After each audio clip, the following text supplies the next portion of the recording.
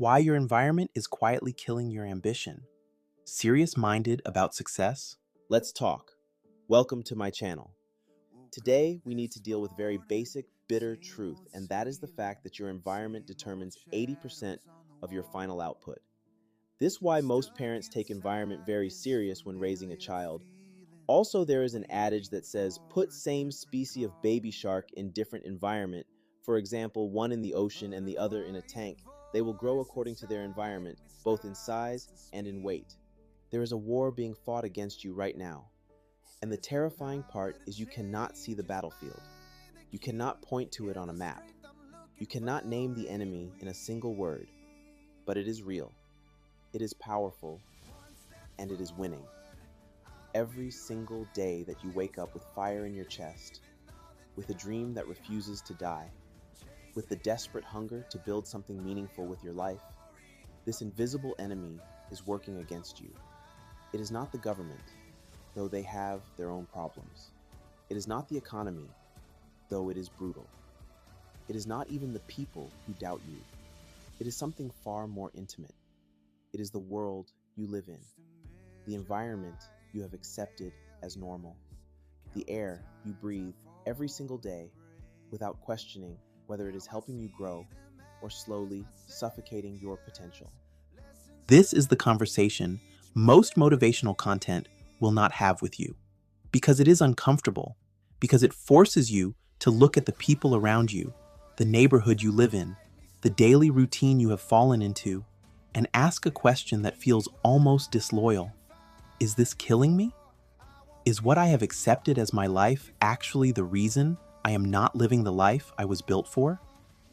If you were born and raised in a third world nation, in Nigeria, in Ghana, in Kenya, in the Philippines, in Jamaica, in any place where survival is the daily agenda and ambition feels like a luxury, then this conversation is especially for you, because the environment that shaped you was not designed to produce visionaries. It was not designed to produce people who think big, who take calculated risks, who invest in themselves, who build something from nothing through sheer clarity of purpose. It was designed to keep you alive.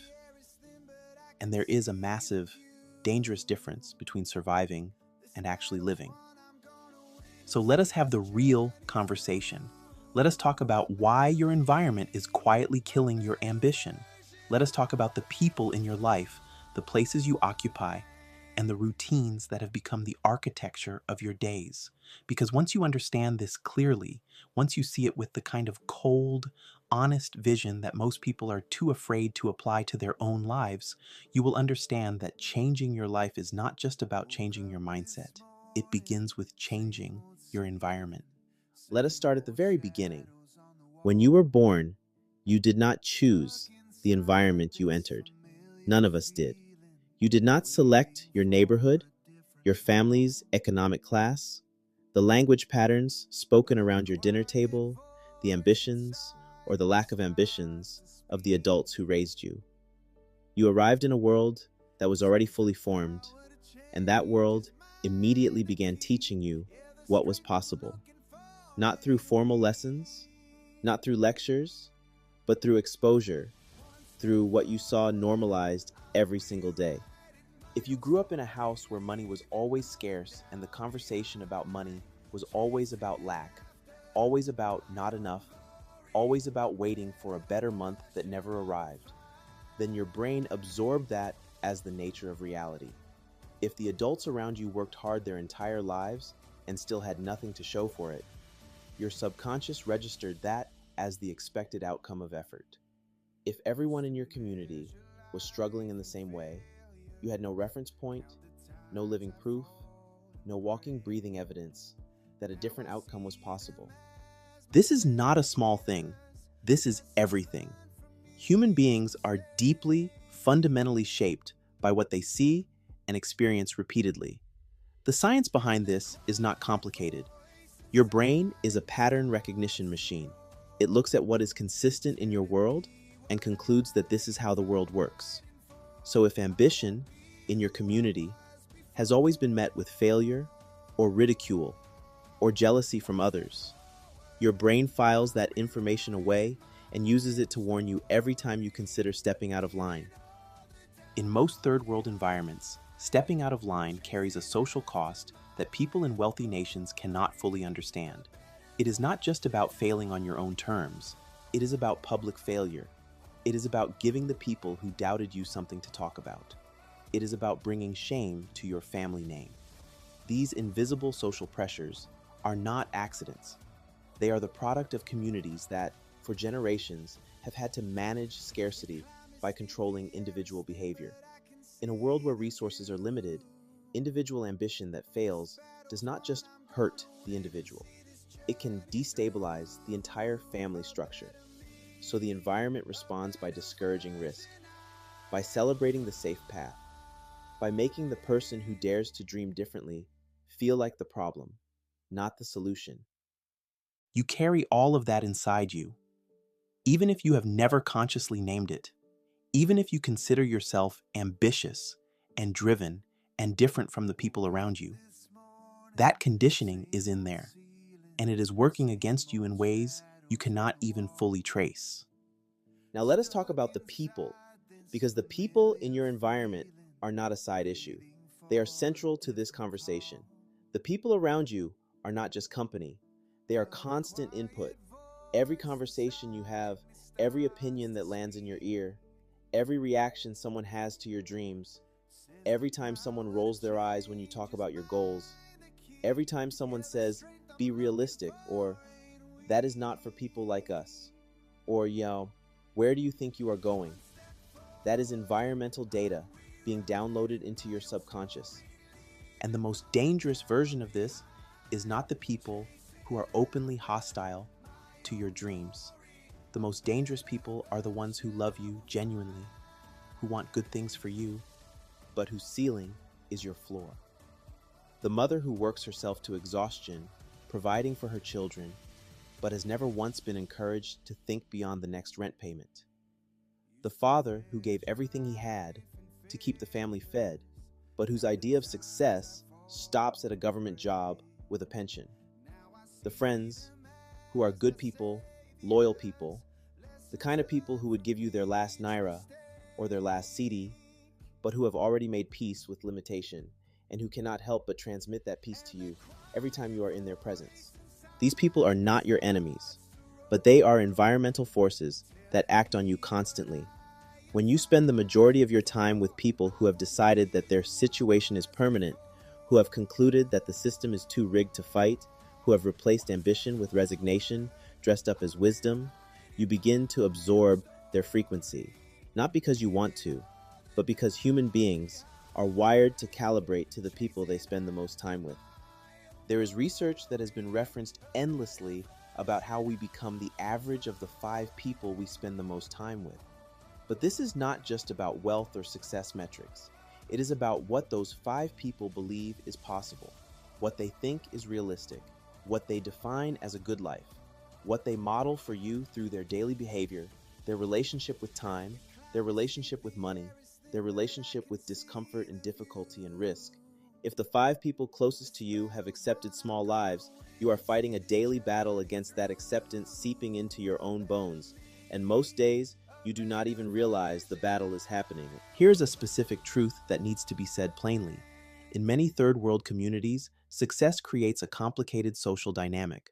When you begin to rise, when you begin to build something real, when your circumstances start to shift in a visible way, the people around you do not always respond with celebration. Some do, but many respond with a mixture of admiration and resentment that is incredibly confusing and painful to navigate. You are suddenly perceived as thinking you are better than everyone, as abandoning where you came from, as becoming something suspicious, something that needs to be cut down to size before it grows too big for comfort. This phenomenon has a name in different cultures. In Nigeria, they call it tall poppy syndrome, dressed in local clothes. In Jamaica, they talk about crabs in a barrel. In every culture that has lived under the weight of collective poverty for long enough, the same dynamic emerges. The one who rises becomes a target, not always from malice, but from fear. from the unconscious threat that one person's success poses to everyone else's decision to stay comfortable in their failure. A serious minded young person who genuinely wants to succeed has to understand this clearly and early, not so that you can become cold toward the people you love, not so that you can look down on where you came from, but so that you can navigate this reality with eyes wide open instead of being blindsided by it at the moment when you are most vulnerable. Now, let us talk about place, about the physical environments you occupy every day, because the spaces you move through are not neutral. They communicate with you constantly. They tell you what is possible and what is not. They shape your nervous system, your stress levels, your capacity to think clearly and creatively, your sense of what you deserve. If you live in a chaotic, overcrowded environment where privacy is impossible and silence is a luxury you never experience, your brain is operating under conditions of chronic low-grade stress, the kind of stress that does not feel dramatic enough to address. It just becomes the texture of your existence. But that texture has consequences. Chronic stress narrows your thinking. It makes you reactive rather than proactive. It pulls your attention to the immediate rather than the strategic.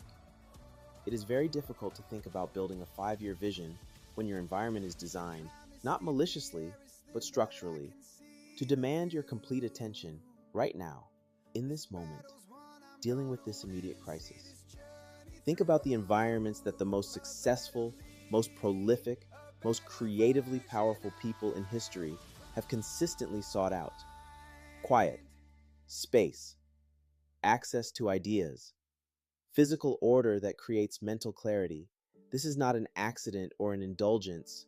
It is a recognition that the environment shapes the output.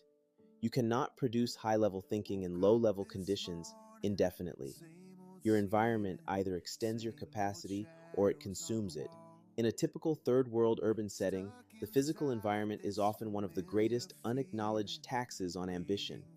The noise, the density, the lack of green space, of places to walk and think without being bombarded by chaos. The infrastructure that fails constantly, that turns simple tasks into exhausting battles. The hours lost in traffic that in another city would have been hours of creative output. The power cuts that interrupt work, that interrupt momentum, that interrupt the accumulative power of showing up consistently and building something over time. These are not small inconveniences. These are structural barriers that extract a daily toll from anyone trying to build something that requires sustained, focused effort. And here is the part that makes this so insidious. Because these conditions are normalized. Because everyone around you is living with them. Because they are simply the way things are, you stop accounting for them as obstacles. You start accepting them as the default conditions of existence and wondering why your output does not match your ambition. You blame yourself, your discipline, your consistency, when in reality, part of the gap between your ambition and your results is the tax your environment is levying on your potential every single day.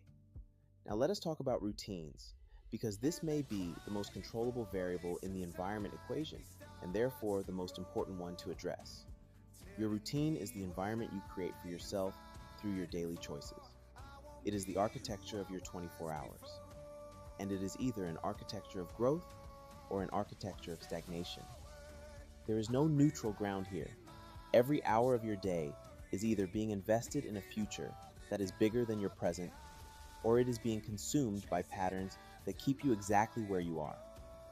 In most third world contexts, the default routine of an ambitious young person is not designed for ambition at all. It is designed for survival and social maintenance. You wake up. You deal with whatever crisis the morning brings because there is almost always something.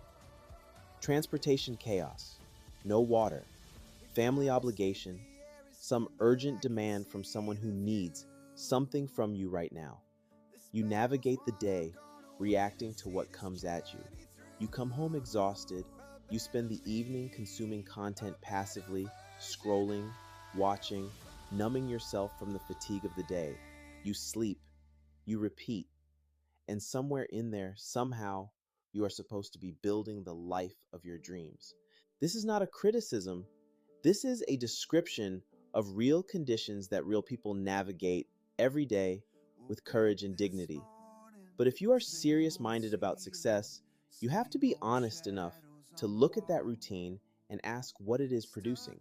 Because your routine is not just how you spend your time, your routine is your actual strategy for your life. And if your strategy consists primarily of surviving the day and recovering from surviving the day, then your strategy is not aligned with your ambition. The people who break out of circumstances that were designed to hold them down share certain pattern interruptions in their routines. They create protected time, time that belongs entirely to the work of building their future, that does not get negotiated away by social obligation, by fatigue, by entertainment, by the endless demands that environments of scarcity seem to multiply endlessly. They protect that time with a ferocity that often makes the people around them uncomfortable. Because in environments where community and collective obligation are survival mechanisms, an individual who starts putting private priorities above communal demands can seem selfish, arrogant, antisocial, even though what they are actually doing is making the sacrifice necessary to eventually transcend the conditions that are holding everyone in the community down. They also, critically, design their routines around consumption of different information than what the environment naturally delivers. The default information diet in most third world environments is not an information diet that produces world-class thinking. The gossip, the survival news cycle, the entertainment that is designed to provide an escape from circumstances rather than a strategy for changing them. The conversations that circle endlessly around complaint and comparison without ever arriving at clarity or action. A serious-minded young person has to make a deliberate, ongoing, daily decision to consume something different. Books, documentaries, podcasts, case studies of people who have built something from nothing, not as escape, but as replacement, as the gradual, consistent reprogramming of a mind that was shaped by an environment of limitation. Because here is the truth that everything else in this conversation has been building toward. You cannot outperform your information diet. You cannot rise above the quality of the thoughts you are consistently thinking. And the thoughts you consistently think are largely a product of the inputs you consistently receive. Change the inputs, and over time, you change the thoughts. Change the thoughts, and you change the decisions. Change the decisions, and you change the results. Change the results, and you change the life. But this does not happen automatically.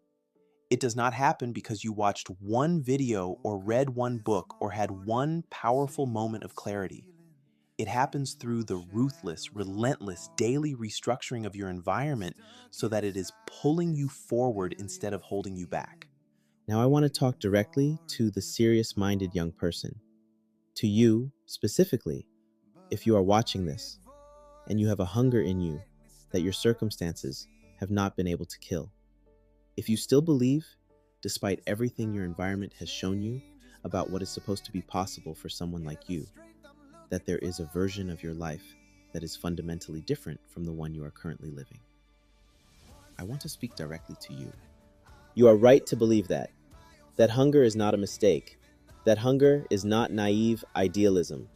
That hunger is information. It is your design speaking to you. It is the version of you that is capable of building something real, refusing to accept the ceiling that your environment has tried to install above your head. But belief alone will not save you.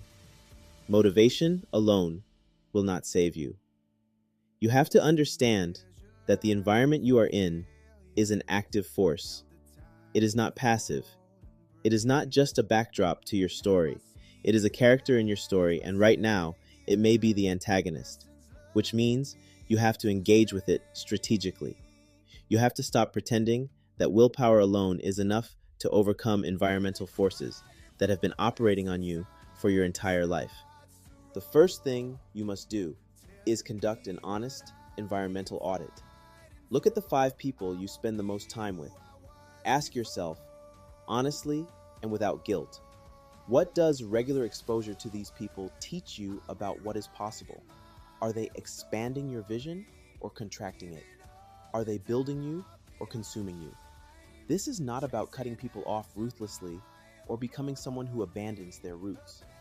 It is about being honest about the actual effect your primary relationships are having on your thinking, your ambition, and your daily behavior. Then look at the conversations you have regularly.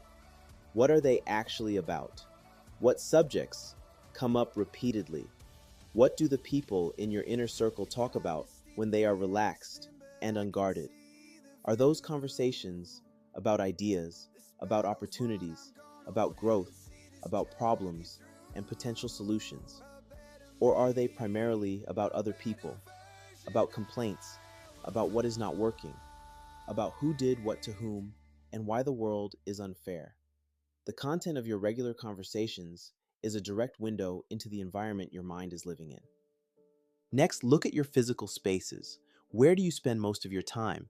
Is there at least one space in your daily life, even a small space, that feels ordered, quiet, conducive to focused thought? If there is not, creating one is not a luxury, it is a necessity. Even in cramped, challenging living conditions, carving out physical order in some corner of your existence sends a signal to your nervous system and to your subconscious that you are serious, that this is a space where important things happen, that your future is being built here. Look at your information diet. What are you consuming? What did you spend your last hour watching or reading or listening to? Did it expand your thinking? Did it teach you something that can be applied to the life you are trying to build? Or did it simply fill time and provide the comfortable numbness that most entertainment is designed to deliver? And look at your routine with surgical honesty. Where is the time that belongs specifically and exclusively to building your future? Not thinking about building your future, not planning to plan, actually producing something, actually learning something concrete, actually taking a step, however small, in the direction of the life you say you want.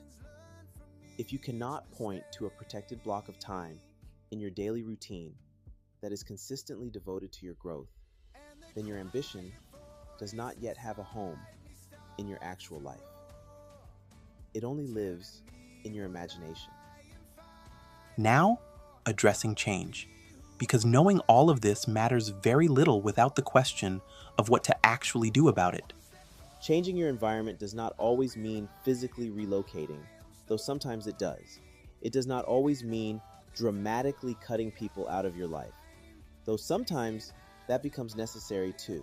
What it primarily means is making a series of deliberate choices about what gets access to your attention, your time, your energy, and your presence. Start small, but start permanently.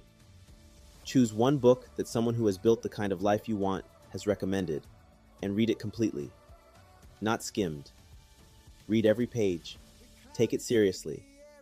Allow it to challenge the assumptions your environment has built into you. Then read another. Then another. Build a library of thinking that is fundamentally different from the thinking your environment has been delivering for free. Find one person, just one, who is operating at a level above where you are, who has already done something you want to do, who lives in a way that proves the ceiling your environment installed above your head is not real. That one person is worth more to your development than 100 people who have settled.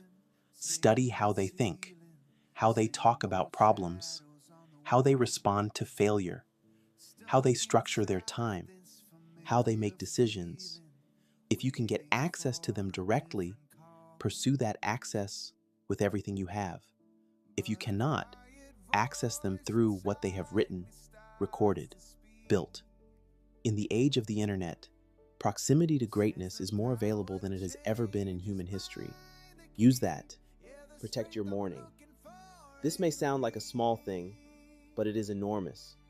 The first hour of your day, before the demands of your environment begin their assault, belongs to you and to the future you are building.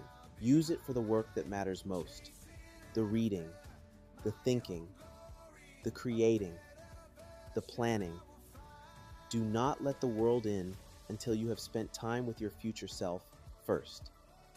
Because if you let the chaos of your environment be the first thing that greets your mind every morning, you will spend the rest of the day in reactive mode, managing what came at you instead of building what you chose. Find your people. I do not mean abandon the people who love you.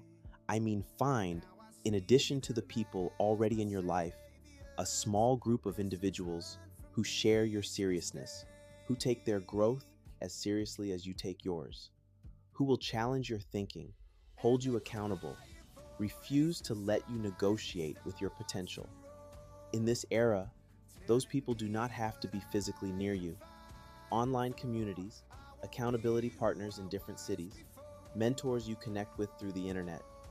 The geography of your immediate environment no longer has to limit the quality of the minds you have access to, but you have to seek them out actively because your current environment will not deliver them to you by default. And the hardest one: audit your social obligations with honesty. In third world cultures, community obligation is deeply embedded in the social code. You are expected to show up to every family event, contribute to every communal need, be available for every neighbor, every cousin, every person in your network who needs something. These obligations are not evil. They come from genuine love and from the survival mechanisms of communities that have had to function collectively to endure hardship. But they are also, for an ambitious young person who is trying to build something, one of the single largest drains on the time and mental energy that building requires. Learning to say no, or to contribute less in certain contexts, or to negotiate your availability rather than making yourself infinitely available will cost you social capital in the short term. Some people will be hurt. Some will be offended. Some will question your loyalty or your values. That is real and it is painful.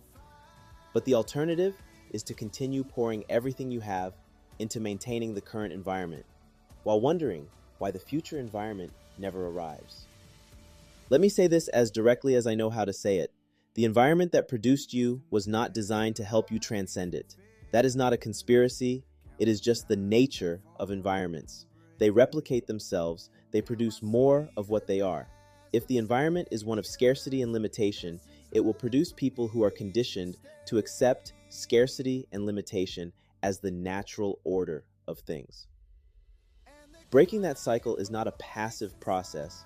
It requires active, ongoing, sometimes painful intervention in the inputs your environment is delivering to your mind. The serious-minded young person who actually succeeds, who actually builds something meaningful from conditions that were not designed to support that kind of building, is the one who understands this and acts on it consistently, not perfectly. Consistency is not perfection. You will have days where your environment wins, where the chaos is too loud, where the demands are too heavy, where the motivation runs too thin. That is not failure. That is the honest texture of this journey. What matters is whether you return, whether after the days that the environment wins, you come back to your intention, you come back to your routine, you come back to the deliberate construction of a different life. Because every single day that you return is a day the environment does not get to decide your future for you. I want to end with this. There is something extraordinary about the person who was born into conditions that were not designed for their success and who succeeds anyway. Not because the odds were long, though they were. Not because the path was hard, though it was. But because of what that person carries when they arrive. The understanding, born of real experience rather than theory, of what it costs to get there. The knowledge that survival and success are two different things, and that they require two different kinds of courage. The capacity for empathy that comes from having needed the world to give you a chance, and having had to fight for that chance, because the world was not designed to offer it freely. That person, when they build something, when they create something, when they rise to a level that their original environment told them was not for people like them, does not just change their own life. They become the evidence. They become the living proof that the ceiling is not real. They become the reference point that the next generation needs to see to understand that different is possible, that more is possible, that the conditions you were born into are not the conditions you have to die in. But that journey starts with honesty, with looking at your environment clearly and asking whether it is serving your ambition or silently suffocating it, with making the decision, even when it is uncomfortable, even when it costs you something, to begin restructuring the world you live in so that it starts pulling you forward instead of holding you back. Your environment is not your destiny, but it is your daily reality, and your daily reality, repeated without interruption, becomes your destiny by default. The only question that matters is whether you are going to let that happen or whether you are going to do something about it. The choice, as always, is yours. Thanks for watching to the end. I hope you learned something today. If you love this video, please don't forget to like and subscribe. Thank you.